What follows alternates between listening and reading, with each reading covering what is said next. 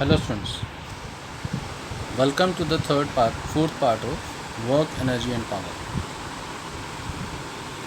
Now in this part we will study first law of conservation of energy. What law of conservation of energy says? It states that energy cannot be created nor be destroyed, but you can change one form of energy into another, that is permitted created nor be destroyed also. That is, total amount of energy remains constant. You can see there is one ball in the hand of a person. If he throw the ball up, what he does actually, when he throw the ball up, the kinetic energy of the ball gets converted into potential energy, and at maximum height the whole of the potential energy gets converted into the whole of the kinetic energy gets converted into potential energy. Now when the ball return back to his hands, then whole of the potential energy gets converted into kinetic energy.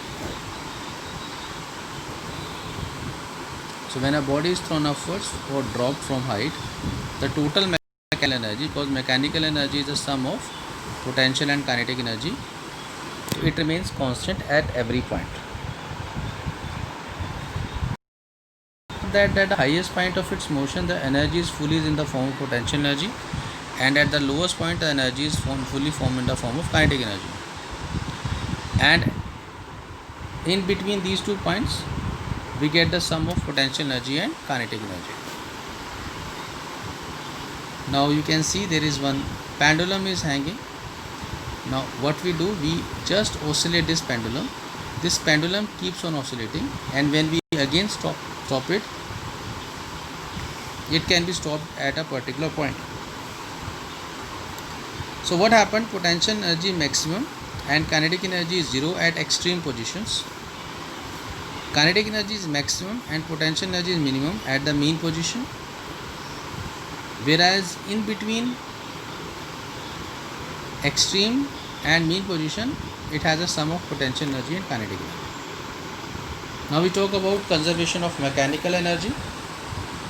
Now what we think, that suppose there is a body, it undergoes displacement, and we assume that del x is the small amount of displacement, and when we apply this displacement is covered by a body, when we apply a conservative force F. Again I am saying conservative forces are those which don't depend upon the path followed between initial and final position. They only depends upon position vector of initial and final position.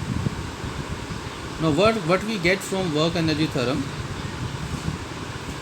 that if we say small amount of work done in the small amount of kinetic energy del k is equal to Fx into del x, where Fx may be a variable force and del x is a small displacement. So if the force is conservative, the potential energy function Vx can be defined such as minus of del V is equal to Fx del x. This we have studied in previous slides, that is part 2 and part 3. The above equation imply that if we add potential energy and kinetic energy, the sum should be 0. We can take del outside, it will be k plus V is equal to 0, which means if we add kinetic energy and potential energy, the sum of kinetic and potential energy of the body is constant because sum is 0. Over the whole path from initial to final position, that is from xi to xf, what we mean that at initial point sum of kinetic energy plus potential energy is equal to sum of kinetic energy and potential energy at final point. The quantity k plus Vx is called the total mechanical energy of the system individually. The kinetic energy k and the potential energy Vx may vary from point to point, but the sum is constant always. The total mechanical energy of the system is conserved if the forces doing work on it are conservative. Now we understand actually what is the conservative forces. A force Fx is conservative if it can derived from a scalar quantity Vx by the relation delta V is equal to minus of Fx del x. This we have studied under potential energy. Pure potential energy is also work done. Work done is force into displacement. That's why we have written Fx del x. The three-dimensional generalization requires the use of a vector derivative. Now what we have, the work done by the conservative forces depend only at the end points, and this can be seen from the relation. I can give you one example of conservative force is your gravitation force, because it doesn't depend upon the path followed in between initial and final position. It only depends upon what? Position vector of initial and final position. So what it says, total amount of work done if we subtract kinetic energy final minus kinetic energy initial is equal to potential energy initial minus potential energy at final, because when the kinetic energy will be final, potential energy will be zero. When kinetic energy initial, potential energy is maximum. That's why this equation is coming with this difference, and it only depends on the endpoints. The work done by this force in a closed path is zero. That means if we start from one point and again come to the same point, then this is known as closed path, and the sum should be zero. This is once again apparent from work done is equal to final kinetic energy minus initial kinetic energy is equal to potential energy initial minus potential energy final. Now we say that initial position xi and xf both are zero. That's why since xi is equal to xf. Now non-conservative forces, what they are? The work done by the non-conservative forces depends on the path in which it is done. The work done by this force in a closed path is non-zero. We can take the example of a friction, because friction depends upon the path followed between initial and final position. So friction is an example of non-conservative force. The heat energy produced by friction gets dissipated and hence cannot be converted back into original form of energy. That's why it is also known as what? Conservative force, because if it lost the energy form of heat, it will not follow law of conservation of energy basically. So we talk about conservation of mechanical energy by gravitational force. Now suppose a ball of mass m dropped from a height h like this. There is point A. From this point we drop a body. Suppose a ball we are dropping and height is h. At the highest point Vh is equal to 0. We take B point and we also take C point. Now you can see the body is dropped from point A, it reaches to point B and then finally strike on the ground at point C. Now the distance between point B and C is taken to be small h. So definitely the distance between AB will be h minus small h. Again we take here Vh has some value, but at the end at point C your V is 0. Clear? Now I told you that h minus h will be with the distance between A and B. Let the velocity of the ball at height h position A be Vh is equal to 0. Why velocity is 0? Because this is the highest point. We have not dropped the ball. At the height h let the velocity of the ball at the height h position A Vh is equal to 0. Vh at the height h position B and B naught at the ground level position C, because when it will strike on the ground again the velocity after that it is taken to be V naught, because when it will strike on the ground it will strike with some velocity. Mechanical energy at A, if we take, the ball is at rest and it has height h, so it has potential energy. So therefore the mechanical energy possessed by the ball is wholly by virtue of its position and hence only potential energy. The potential energy is mgh. Kinetic energy is 0 because velocity is 0. So if we take the sum of both of them, you get the answer mgh. The total mechanical energy is mgh.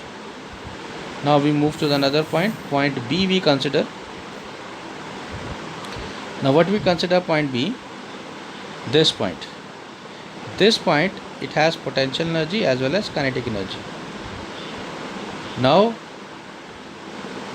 at point B we have a velocity Vh, and the height covered by it is h minus h. So the ball has fallen through the height h minus h and gained a velocity Vh. Therefore the mechanical energy possessed by the ball is partially potential and partially kinetic. Potential energy is equal to mgh at point B. Remember one thing, we have taken height small h here. Kinetic energy will be half mv square h. Now we use the formula v square minus u square equal to 2g. H, here velocity is the final velocity because initial velocity is 0 because it was dropped. V square h is equal to 2g, and what is the height covered by the ball is h minus h. If we take this kinetic energy at B, so we put the value of v square h as 2gh minus h, we get finally mgh minus mgh. Now if we take the mechanical energy sum, then it will be mgh plus mgh, kinetic energy, minus mgh. Mgh, first one is the potential energy of the body from certain height, and mgh minus mgh is giving us the value of kinetic energy. So mgh and mgh will cancel out.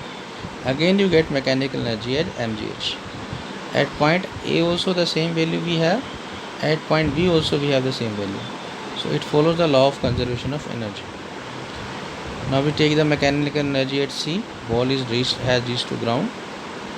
The ball C has fallen through the height h and gained a velocity v0. This is the maximum velocity. Therefore the mechanical energy possessed by the ball is wholly by virtue of its motion. So potential energy will be 0 at point C. Kinetic energy is half mv0 square. We calculate the value with the help of equation of motion. That is v0 square minus u square is equal to 2gh. Now u will be 0 because the ball was dropped from point A. So kinetic energy at point C, when you put the value of v square 0 here, you will get mgh. The mechanical energy is the sum of potential plus kinetic, and we get a total energy as mgh. So the mechanical energy of the ball at all the position A, B and C is the same and equal to mgh, which indicates that the mechanical energy is conserved.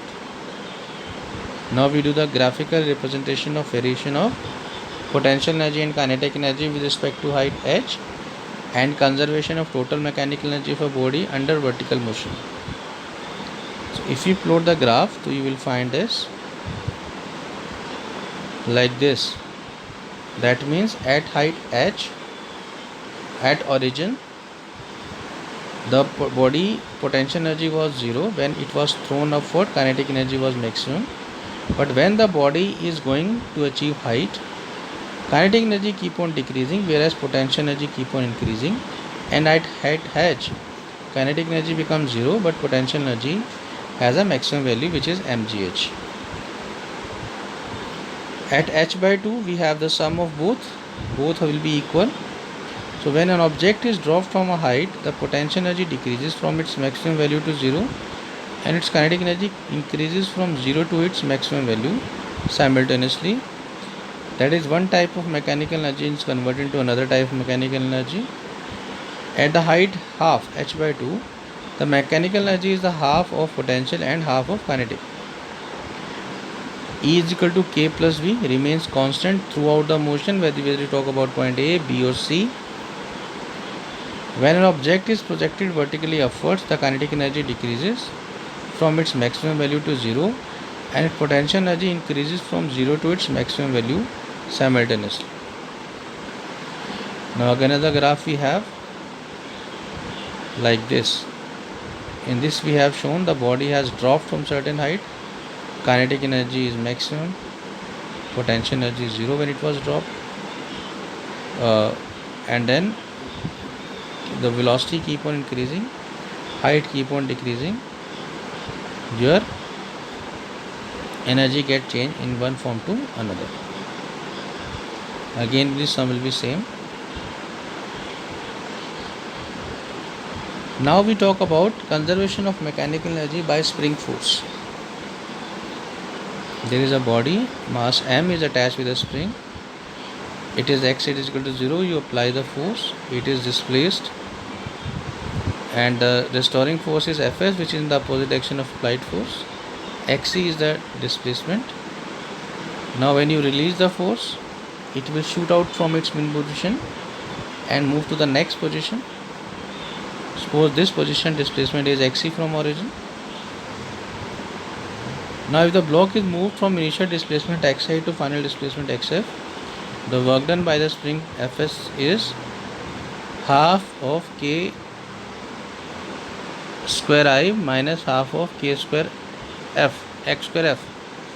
This we have studied already in part 3 of work, energy and power. Does the work done by the spring force depend only at the end points? If the block is pulled from xi and allowed to return to xj, then work done in this situation will be half of k square kx square I minus half of kx square j, and it will be 0. Since the work done in round trip is 0, the spring force is conservative in nature. Now we define the potential energy Vx is equal to 0 for a spring when the system of spring and block is at equilibrium position. For extension Xc or component Xc, Vx is half of kx square. The above equation easily verifies that minus of dV by dx is equal to minus kx, which is the spring constant. If the block of mass m is extended to xc and released from rest, then its total mechanical energy at any arbitrary point x is the sum of its potential energy Vx and kinetic energy k. So half of kx square e plus half of kx square plus half mv square. So the above equation suggests that the speed and the kinetic energy will be maximum at the equilibrium position x is equal to 0. That is half kx square, that is spring potential energy of the spring, is equal to half mv square m, which is the kinetic energy gained by it, and we get Vm as under root of k by m xe. Now we can graphically represent it. We have shown both position xc and xv. Kinetic energy is varying from minus xc to 0. Kinetic energy increasing from minus xc to 0 and then decreasing from 0 to xc, where potential energy is maximum at minus xc, minimum at 0, and again maximum at xc. It means they are converting themselves. Kinetic energy gets converted into potential, potential gets converted into kinetic energy, and sum is the sum of total energy will be the sum of both of them, and it will get the constant value, and we get a parabolic path. So they are complementary, that is one increases at the expense of the other. Total mechanical energy of the system remains constant at any arbitrary point between minus xv and xv. So this ends the fourth part of work, energy and power.